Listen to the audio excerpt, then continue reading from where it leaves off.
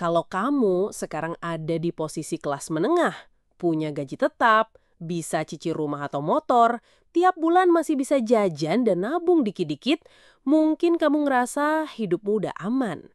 Tapi hati-hati, justru posisi itu yang paling berbahaya sekarang.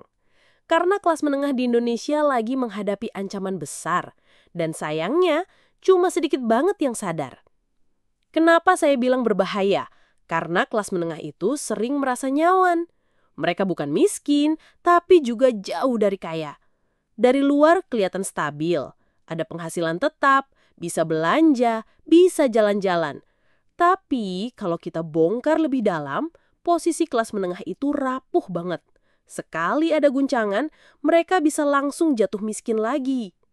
Data dari World Bank nunjukin, lebih dari setengah penduduk Indonesia itu masuk kategori kelas menengah ke bawah dengan pengeluaran per kapita sekitar 1,9 sampai 3,2 juta per bulan. Kelas menengah ini jadi tulang punggung ekonomi negara. Mereka bayar pajak, belanja, investasi kecil-kecilan, semua aktivitasnya dorong ekonomi.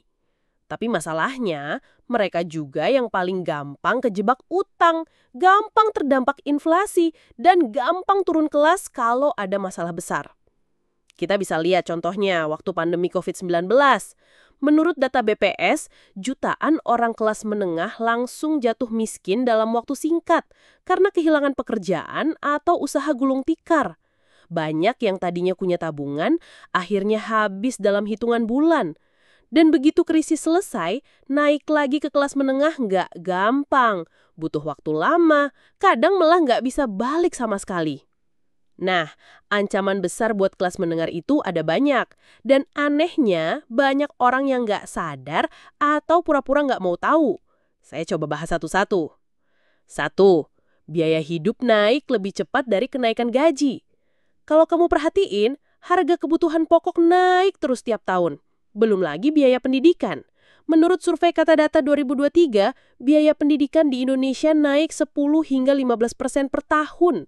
Bandingin sama kenaikan gaji rata-rata pekerja yang cuma 4-6% per tahun. Artinya, makin lama, daya beli kelas menengah makin tertekan. Buat keluarga kelas menengah, sekolah anak jadi beban paling berat. Biaya masuk sekolah swasta favorit bisa puluhan juta, belum lagi biaya les, ekskul, dan kebutuhan lain. Itu baru pendidikan, belum kesehatan. BPJS memang ada, tapi pelayanan nggak selalu memadai. Akhirnya, banyak keluarga kelas menengah yang beli asuransi tambahan, dan itu juga bikin biaya hidup makin berat. Masalah kedua, gaya hidup konsumtif, lifestyle inflation. Begitu gaji naik, gaya hidup ikut naik. Gajinya 8 juta, rasanya cukup. Begitu naik 12 juta, ternyata masih aja pas-pasan. Kenapa? Karena begitu ada uang lebih, langsung dipakai buat upgrade gaya hidup. Beli gadget baru, nongkrong di kafe tiap minggu, liburan ke luar negeri. Survei OJK tahun 2022 menunjukin 52% kelas menengah di Indonesia nggak punya dana darurat yang cukup buat bertahan lebih dari 3 bulan kalau kehilangan pekerjaan. Itu artinya banyak orang yang kelihatan hidup nyaman, tapi rapuh banget. Masalah ketiga, utang konsumtif makin menggila. Pay later, cicilan online, kartu kredit, semua itu jadi jebakan manis buat kelas menengah. Mereka ngerasa mampu bayar cicilan, padahal ujung-ujungnya keuangan makin bocor. Data Bank Indonesia nunjukin, kredit konsumsi tumbuh terus tiap tahun, terutama di kota besar. Fenomena ini bukan cuma di kita, tapi di banyak negara. Di Amerika misalnya, kelas menengah juga kejebak utang kartu kredit dan student loan. Tapi di Indonesia, bedanya lebih ngeri. Orang ngutang bukan buat investasi pendidikan atau rumah, tapi buat belanja barang konsumtif. Nah, ancaman besar buat kelas menengah itu ada banyak. Dan anehnya, banyak orang yang nggak sadar atau pura-pura nggak mau tahu. Saya coba bahas satu-satu. 5. Harga rumah makin nggak masuk akal. Coba lihat harga rumah sekarang. Di Jakarta, menurut data Rumah 123, harga rumah naik lebih dari 30% dalam 5 tahun terakhir. Sementara kenaikan gaji nggak sampai segitu. Buat kelas menengah, mimpi punya rumah di kota besar makin jauh. Akhirnya banyak yang terjebak jadi generasi ngontrak seumur hidup. 6. Middle income trap. Indonesia sering disebut rawan kejebak middle income trap.